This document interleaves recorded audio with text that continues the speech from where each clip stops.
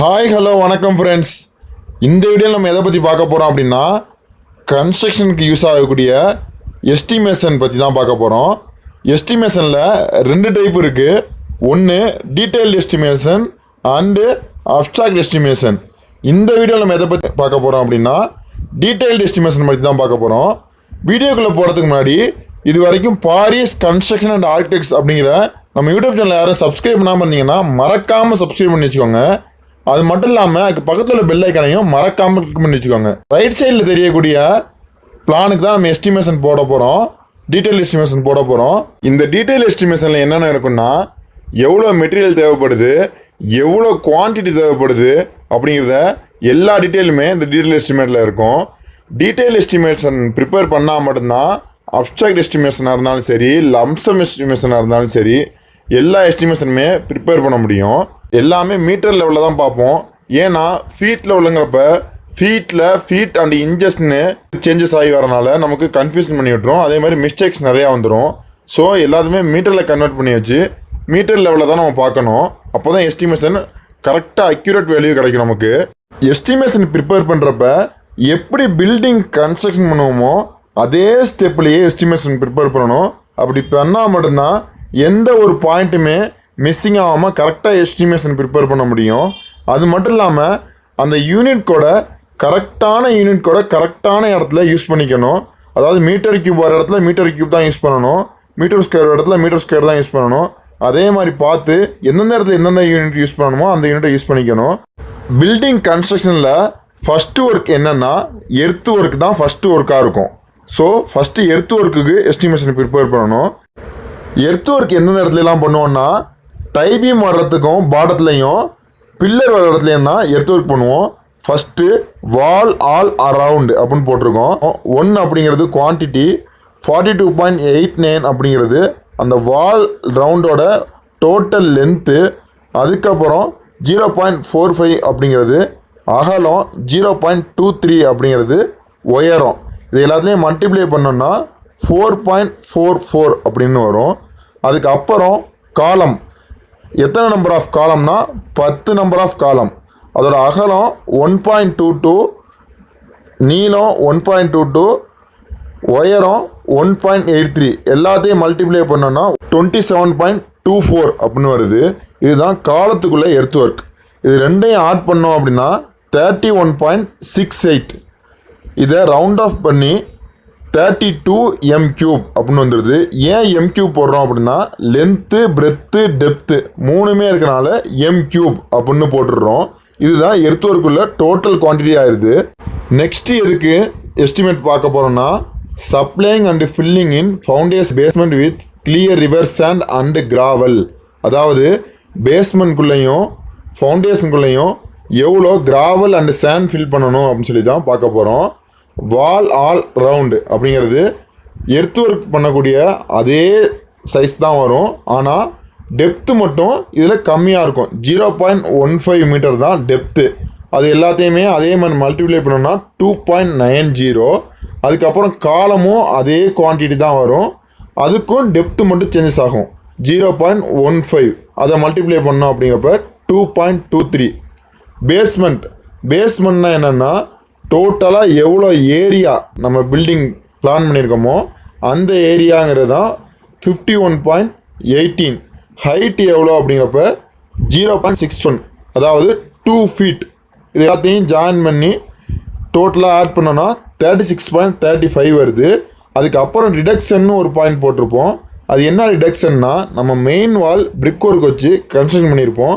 அந்த இடத்துல கிராவலோ இல்லை சாண்டோ ஃபில் பண்ண மாட்டோம். அதை டிடெக்ட் பண்ணணும். அதுக்காக தான் டிடக்ஷன் போட்டிருக்கோம்.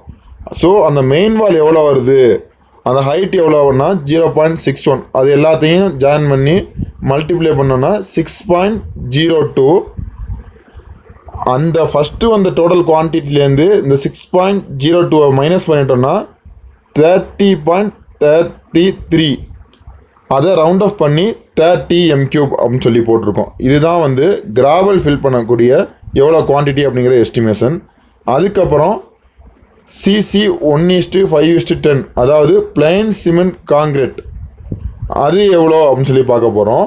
அதே தான் வால் ஆல் அரவுண்டு காலம் பேஸ்மெண்ட் எல்லாமே ஈக்குவலாக இருக்கும். இந்த டிடக்ஷன் மட்டும் அதில் வந்து 0.61 போட்டிருப்போம். இதில் எவ்வளோ ஃபில் பண்ணோம்னா 0.15 தான் ஃபில் பண்ணுறோம். ஸோ 0.15 மட்டும் டெக்ட் பண்ணிட்டோம். அப்படிங்கிறப்ப லாஸ்ட்டாக 12.52 வருது. அதை ரவுண்ட் அப் பண்ணி 13 m³ அப்படின்னு சொல்லி நம்ம போட்டிருக்கோம். நெக்ஸ்ட் எதுக்கு மெஷர்மெண்ட் எடுக்க போகிறோம் அப்படின்னா பிரிக் ஒர்க் எவ்வளோ டோட்டலாக பிரிக் ஒர்க் கட்டு வேலையை பார்க்க போகிறோம் அப்படின்னு சொல்லி தான் எஸ்டிமேட் பண்ண போகிறோம்.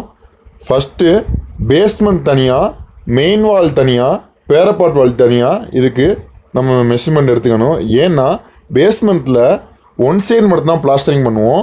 இந்த இதை வச்சு தான் நம்ம பிளாஸ்டரிங்க்கு யூஸ் பண்ணிக்குவோம். ஸோ பேஸ்மெண்ட் தனியாக எடுத்துக்கிட்டோம். அதுக்கப்புறம் மெயின் வாலில் மட்டும்தான் விண்டோ மெயின் டோர் அப்படின்னு சொல்லி டிடெக்ஷன் பண்ணுறதுக்குள்ள குவான்டிட்டி கிடைக்கும். ஸோ அதுக்காக மெயின் வாலை தனியாகவும் பேரப்பாட் வாலில் டபுள் சைடுமே பிளாஸ்டரிங் பண்ணுவோம். ஸோ அதுக்கு தனியாகவும் நம்ம எடுத்துக்கிறோம். சேம் மெத்தடில் தான் லென்த்து பிரெத்து எல்லாத்தையும் மல்டிப்ளை பண்ணிவிட்டு டிடெக்ஷனில் மெயின் டோர் என்ன வருது, எத்தனை நம்பர் வருது அப்படின்னு சொல்லி டிடெக்ட் பண்ணிக்கணும். அதுக்கப்புறம் நம்ம என்ன பார்க்க போகிறோம்னா ஆர்சிசி ரெயின்ஃபோர்ஸ்மெண்ட் சிமெண்ட் காங்கிரீட் இந்த இடத்துலலாம் ஃபில் பண்ண போகிறோம். எவ்வளோ மெஷர்மெண்ட் எவ்வளோ குவான்டிட்டி அப்படின்னு சொல்லி தான் பார்க்க போகிறோம். ஃபஸ்ட்டு காலத்துக்குள்ளே மேட்டு, அதுக்கப்புறம் காலம் ஸ்லோப்பு, அடுத்து காலம் லிண்டல் கிரேடு பீம் சன்சேடு ரூஃப்னு சொல்லி எல்லாத்தையுமே நம்ம குவான்டிட்டி எடுத்துகிட்டு அதுக்கும் m³ தான் வரும். அதுக்கப்புறம் 6th பாயிண்ட்டாக என்ன பார்க்க போகிறோம்னா விண்டோ டோர்லாம் எத்தனை நம்பர் குவான்டிட்டி, வுட்லாம் எவ்வளோ வாங்கணும் அப்படின்னு சொல்லி தான் இதில் பார்க்க போகிறோம். மெயின் டோர் எத்தனை நம்பர் ஆஃப் மெயின் டோர் இருக்குது, டோர் எத்தனை நம்பர் இருக்குது, டோர் 1 எவ்வளோ இருக்குது, விண்டோ எவ்வளோ இருக்குது, விண்டோ 1 இருக்குது, வென்டிலேட்டர் எத்தனை இருக்குதுன்னு சொல்லி தனியாக போட்டுட்டு அது எல்லாத்தையுமே மல்டிப்ளை பண்ணிட்டோம் அப்படின்னா அதுக்குள்ளே பாயிண்ட் வந்துடும். இது வந்து மீட்டர் ஸ்கொயரில் தான் கிடைக்கும். ஏன் அப்படின்னா வுட்டை பொறுத்தளவு லென்த்து பிரெத்து ரெண்டு மட்டும் நமக்கு தேவைப்படும். ஸோ அதுக்கு மீட்டர் ஸ்கொயரில் வந்துடும். அதுக்கப்புறம் plastering with cement mortar 1:5 plastering பண்ணுறது, அதாவது வாலுக்கெலாம் எந்தெந்த இடத்துல எவ்வளோ பிளாஸ்டரிங் வருதோ அதை பார்க்குறோம். ஆல் வால் அதாவது மெயின் வால் எவ்வளோனா டபுள் சைடுமே பூசுவோம். ஸோ 2ன்னு போட்டிருக்கோம். வாலோட டோட்டல் லென்த் எவ்வளோனா 42.89. வாலோட ஹைட்டு வந்து 3.05. நெக்ஸ்ட்டு பேரப்பட் வால். பேரப்பட் வால்னால் கைப்பிடி சவறு. அதுக்கு எவ்வளோ வருதுன்னா சுற்றி அவுட்ரு பேரப்பட் வாலும் அதோட ஹைட்டு வந்து 0.75 வரும். பேஸ்மெண்ட்டும் அதே தான் வரும். டிடக்ஷன் எவ்வளோ, என்னென்ன டிடக்ஷன்னா நான் ஏற்கனவே சொன்ன மாதிரி மெயின் வாலில் தான் டிடக்ஷன் வரும். அது எந்த டிடக்ஷன்னா மேலே providing and fixing window and டோர்னு போட்டிருக்கோம்ல அந்த 17 மட்டும்தான் டிடக்ஷனு. ஸோ 340.81 மைனஸ் 17 போட்டோம் அப்படின்னா 323.81. அதை ரவுண்ட் ஆஃப் பண்ணி 324. பிளாஸ்டரிங் வந்து லென்த்து பிரெத்து மட்டும்தான் இருக்கும். ஸோ மீட்டர் ஸ்கொயரில் போட்டுக்குவோம். அதுக்கப்புறம் என்னென்னா finishing the expose surface of RCC work, அதாவது ஆர்சிசி சீலிங் பூச்சிக்கு தான் இந்த ஆர்சிசி ஒர்க்குன்னு போட்டிருக்கோம் ஃபினிஷிங்னு. அது டோட்டல் ஏரியா தான். டோட்டல் ஏரியா டிடக்ஷன் எது வரும்னா வால் உள்ள இடம் மட்டும் தான் டிடக்ஷனு. Total area minus wall area போட்டோன்னா சர்ஃபேஸ் பூச்சியோட எவ்வளோ குவான்டிட்டி அப்படின்னு கிடச்சிரும். எவ்வளோ சர்ஃபேஸ் பூச்சிடுமோ அதே லெவல் தான் டைல்ஸ் ஒட்டுவோம். ஸோ ரெண்டுமே ஈக்குவலாக தான் இருக்கும். வெதரிங் கோர்ஸில் எதுன்னா total area minus parapet wall area போட்டோம் அப்படின்னா எவ்வளோ குவான்டிட்டி தேவைப்படுது அப்படின்னு செக் பண்ணிக்கலாம். அதுக்கப்புறம் painting 2 coats from new iron work with ready mixed enamel paint and approved brand அப்படின்னு போட்டிருக்கோம். அது என்னென்னா நம்மளோட விண்டோ அண்டு எனாமல் ஒர்க்கில் எந்தெந்த இடத்துல பெயிண்டிங் அடிக்கணும் அப்படின்னு சொல்லி பார்க்குறது தான் இந்த பெயிண்டிங் 2 coats அப்படின்னு சொல்லி போடுறோம். அது எவ்வளோ இருக்குன்னா நம்ம விண்டோட லெவலில் 2.5 1:2.5 நமக்கு கரெக்ட் பண்ணிக்கிட்டு அதுக்குள்ளே குவான்டிட்டி போட்டோம் அப்படின்னா அந்த இதில் வந்துக்கும். நம்ம டிடெக்ஷன் பண்ணுறப்ப அந்த எவ்வளோ வேல்யூ வந்துச்சோ அதே வேல்யூ தான் இந்த 17ங்கிறது. 2.5ங்கிறது வந்து அந்த ஈஸ்ட் வேல்யூ 2.5, அதோட 2.5 மடங்கு வந்து கூட இருக்கும். அதை நம்ம போட்டோம்னா ரவுண்ட் அப் பண்ணி 43 அப்படின்னு சொல்லி வருது. பேலன்ஸ் உள்ள white washing, internal and external electrical work, plumbing work, borewell இந்த மாதிரி ஒர்க்லாம் நம்ம வந்து ஒரு அக்யூட்டான வேல்யூ சொல்ல முடியாது. ஸோ நம்ம லம்சமான வேல்யூவாக இது பண்ணிக்கணும். அது மட்டும் இல்லாமல் இந்த ஸ்டேர் கேஸ் ஒர்க்குமே நம்ம லம்சமாக தான் சொல்லிக்கணும்.